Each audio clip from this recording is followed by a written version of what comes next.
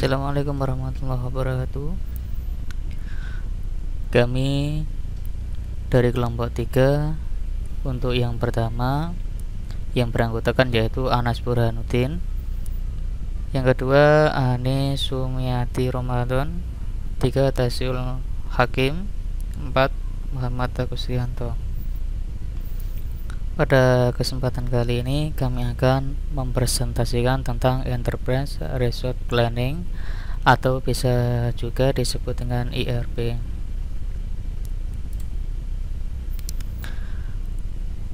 Perlu kita ketahui, sebelum kita membahas tentang ERP, kita harus mengetahui tentang apa itu ERP. ERP adalah suatu konsep untuk membuat perencanaan dan pengelolaan sumber daya perusahaan yang masing-masing meliputi dana mesin, daya, sumber daya manusia atau SDM, waktu, material, dan kapasitas, yang mana hal tersebut terbentuknya bersangkutan dengan berbagai departemen di dalam perusahaan.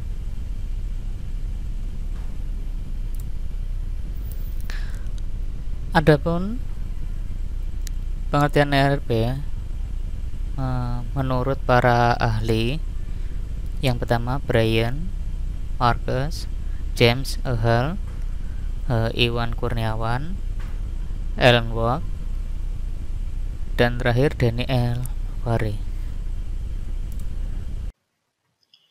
Saya Ani Sumiati Ramadan, NIM 2018-53016. Karakteristik sistem dari Enterprise Resource Planning atau ERP. Yang pertama adalah sebuah software yang sengaja didesain di server tradisional dan web, mengintegrasikan proses bisnis yang bersangkutan dalam perusahaan.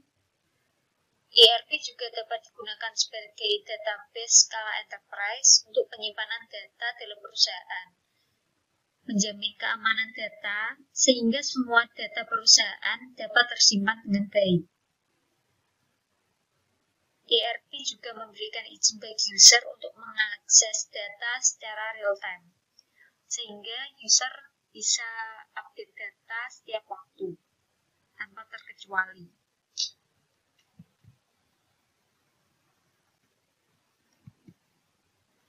Manfaat dan keuntungan menggunakan Enterprise Resource Planning. ERP menawarkan sistem terintegrasi dalam perusahaan, sehingga proses dan pengambilan keputusan dapat dilakukan secara efektif dan efisien. ERP juga memungkinkan melakukan integrasi secara global. Halangan yang tadinya berupa valuta, perbedaan bahasa, perbedaan budaya dapat dijembatani secara otomatis, sehingga data dapat diintegrasikan dengan baik.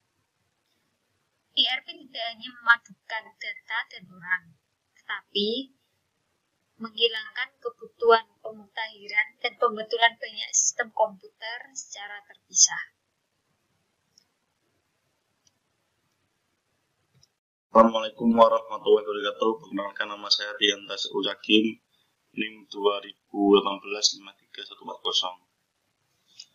Di sini saya akan mempresentasikan tentang ERP. Ini ERP membantu melancarkan pelaksanaan manajemen supply dan chain dengan kemampuan memadukannya. Membentuknya standarisasi prosedur. Secara tidak langsung, ERP otomatis membuat SOP dalam perusahaan. Standar ERP merupakan standar internasional yang diadopsi oleh perusahaan nasional. Hal ini membantu perusahaan untuk tidak bergantung pada satu pekerja tersebut. Jadi apabila pekerja tersebut mengundurkan diri, perusahaan tidak perlu khawatir. Pekerja baru tidak bekerja sesuai SOP yang telah diterapkan sebelumnya. Bahkan mungkin akan menunjukkan seperti tidak berganti pekerja.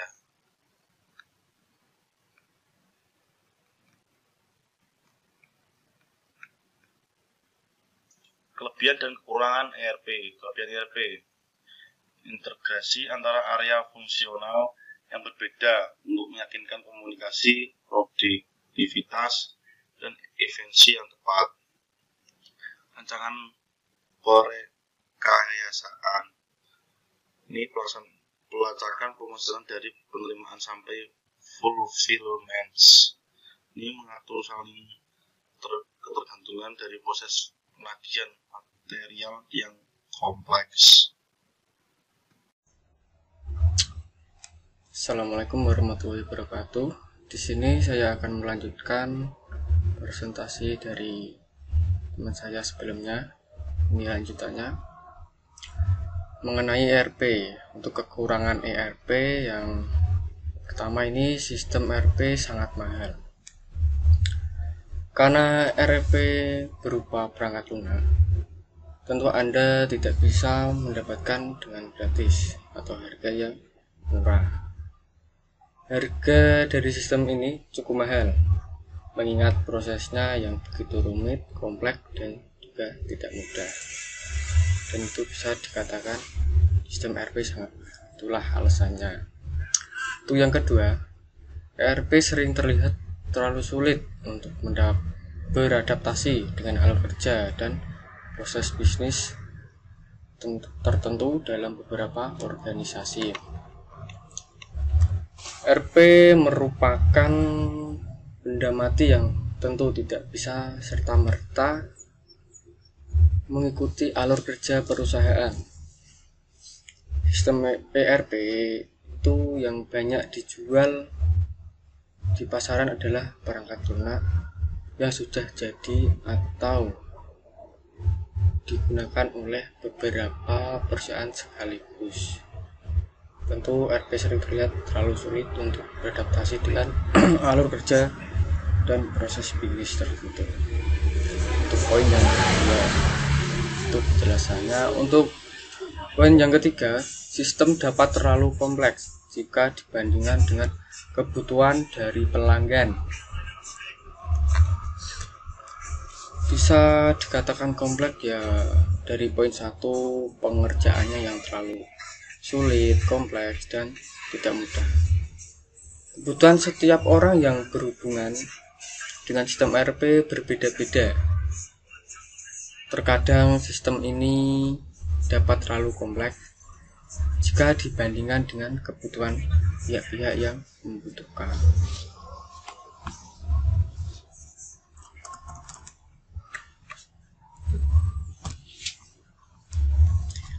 Kesimpulan untuk ERP tersebut yaitu kesimpulannya adalah bahwa ERP adalah sebuah sistem yang diperuntukkan kepada perusahaan dengan tingkat kompleksitas yang cukup tinggi, di mana terdapat banyak departemen pada perusahaan tersebut dan data antara satu departemen dan departemen yang lain akan berhubungan dan diperlukan.